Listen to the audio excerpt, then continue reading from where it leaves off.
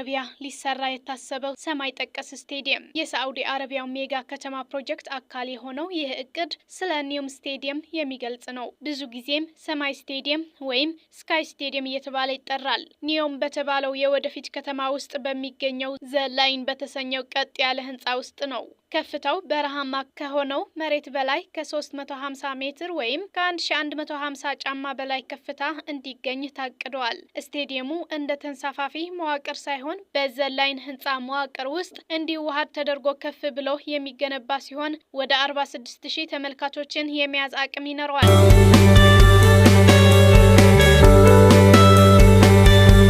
ስቴዲየሙ ለ2034 ፊፋ የዓለም ዋንጫ ለማገልገል ታስቦ የሚገነባ ነው። በሙሉ በታዳሽ ኃይል በፀሐይና በንፋስ እንደሚሰራ የታቀደ ሲሆን ግንባታውም በ2027 ተጀምሮ በ2032 ይጠናቀቃል ተብሎ ይጠበቃል። በኢንተርኔት ላይ የሚሰራጩት ስቴዲየሙ በሰማይ ላይ ፍጹም ነፃ ሆኖ የሚንሳፈፍ የሚመስሉ ምስሎች የዲዛይኑን ሀሳብ ያጋነኑና በአርቲፊሻል ኢንተለጀንስ የተፈጠሩ ሊሆኑ እንደሚችሉ ነው የሚነገረው። ውድ የግሎባል ቢዩቲ ዩቲዩብ ቻናል ቤተሰቦች ላይክ፣ ሼር፣ ሰብስክራይብ በማድረግ ቤተሰብ ይሁኑ።